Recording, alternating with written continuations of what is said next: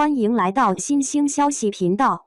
请订阅频道，所以大家不要错过当天最热门的新闻。我们今天的时事通讯包括以下内容：赵丽颖幸福到万家，到风吹半夏，戏里戏外，事业型女王一枚。最近《风吹半夏》热播中，剧中无论是剧情还是演员的演技，都迎来了诸多好评。而由赵丽颖饰演的许半夏更是把事业型女主这一话题引上了热搜榜。其实从幸福到万家就能看到和幸福敢想敢拼的企业家的影子。而在戏外，演员赵丽颖更是把事业女王体现得淋漓尽致。在幸福到万家里，和幸福嫁到万家庄后就是一个爱折腾的种，和庆来一起搞起了有机绿色蔬菜的种植，一下子就往大棚里投入了几十万。虽然后面由于征地等因素而失败，但这种超强的想法就已经甩开了其他人至少一条街。后面幸福夫妇一起进城谋求生活，和幸福敢于放下面子干最底层的工作。都说能屈能伸是大丈夫，但这里和幸福作为小女子也能屈能伸。但反观王庆来，虽然很能吃苦，但在找工作的路上到处碰壁。爱学习也是和幸福能取得成功的一个原因。在方圆律师事务所，幸福最开始做的工作只是清洁工一枚，但和幸福不想一直待在这个岗位上，总是表达出想要前台的这个工作，同时也虚心向关律师他们求教，学习法律知识。机会总是留给有准备的人的。后面在几位律师都外出后，面对大客户的来访，和幸福主动向他们讲述了方圆律师事务所。虽然他的话术并不是很专业，但他的真诚为事务所赢得了这次机会。在这些大客户的眼里，一个小小的清洁工能把自己的上级描述得如此详细，这也可以从侧面反映出这个事务所对工作的负责。事必躬亲，注重客户的体验也很重要。和幸福后面回村办起了农家乐，刚开业的时候只有很少的客人来，但他也认真对待，从与客人的言谈中足以看出了他的高情商。面对客人要对提供的山泉水进行检测时，即便需要花费很多费用，但和幸福答应了。事后证明他的选择是正确的，正是这一细微的举动为山庄带来了源源不断的客源，简直赢麻了。而在风吹半夏里，赵丽颖饰演的许半夏直接化身大 boss 一枚。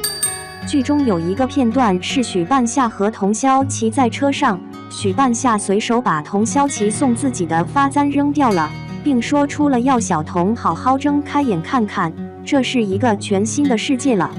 这里一方面透露出许半夏想把童潇琪对自己那种朦朦胧胧的情愫扼杀于摇篮中，另一方面则是说出了社会在发展，要跟上潮流，用新的眼光看世界。许半夏本身自带大老板的风范，在小童入狱后没有抛弃这个合伙人，帮忙照顾小童的母亲，属于他的职位也给他留着。从这里也可以看到许半夏是一个值得信任的合作伙伴。后面在钢铁交易会上见到不同的人说着不同的话，把对方稳稳拿捏。在吴总提出重大商机时，也想法设法去争取自己的机会，从各种途径找寻资金，体现出了徐老板的志在必得。而在羽球总的合作中，则让我们见到了许半夏许老板这个小女子的腹黑。许半夏抓住了对方的痛点，通过引导让对方明白自己的处境，和自己合作才能解决问题，最终为资金解决了一部分的资金来源。而在现实生活中，赵丽颖的也一次次用成绩证明着自己。相信颖姐儿的前路必然是星光璀璨。2. 冲着赵丽颖去看风吹半夏，却被25岁孙谦吸引，状态认真的在向着主旋律市场进军这件事上，85花里边如今做得很是出彩的，一骑绝尘的，估计就是赵丽颖了。在同期火得比较晚的她，在杨幂唐嫣20出头就走红的时候，她还在各个剧组里边当配角。毕竟不是科班出身的，他的资源只能是他自己的努力。但好在，这越努力就越幸运。业内说圆脸当不了主角，他偏偏就靠陆贞一脚大火，甜妹比不过御姐。他的花千骨成功带火了一个公司，在偶像剧市场已经是家计满满之后，复出演有匪被嘲状态不佳的他，选择了一条艰难的路，现实向题材。从言情剧女王转型到乡村励志剧主角，必然会有争议之声。但好在从央视到光明网都在支持着他。央视想买《幸福到万家》的播出版权，光明网点评风吹半夏有闯的精神。冲着赵丽颖去看剧，是视听盛宴的。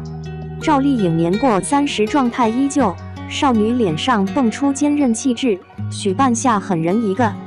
87年出生的赵丽颖，如今已是35岁，可岁月在她的脸上并没有留下什么痕迹。相反的，别人是一胖毁所有，而她的娃娃脸蛋注定她就算是发福了，也没有什么关系，并且更能显得富态。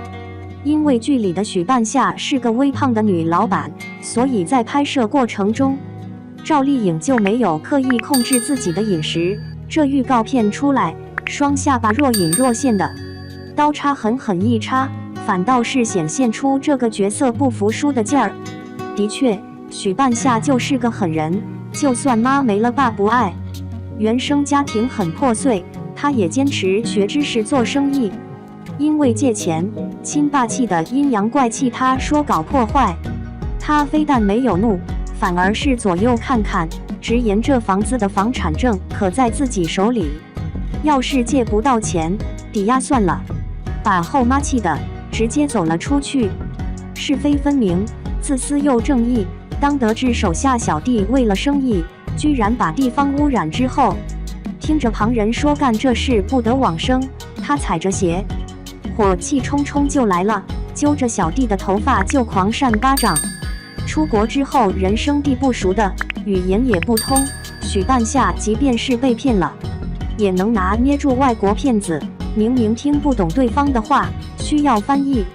神情却如同大佬一般豪气，社交悍匪是也。曾经赵丽颖的少女脸上是幼感偏多的，可如今因为入圈阅历的关系，成熟与韧劲更为明显，自然从甜妹过渡到御姐气质。与她一样，剧里的野猫明明长了一张小孩子气的脸，可却高冷范十足。25岁孙谦离开欢乐颂，出演叛逆野猫，身高加分，状态好。同一时间段2部戏拍摄，孙谦没有选择欢乐颂，反而来到了风吹半夏剧组。事实证明他选对了。欢乐颂新版豆瓣评分创新低，而风吹半夏则是广受好评。他在剧中扮演的野猫虽目前戏份不多，但却是有效出演。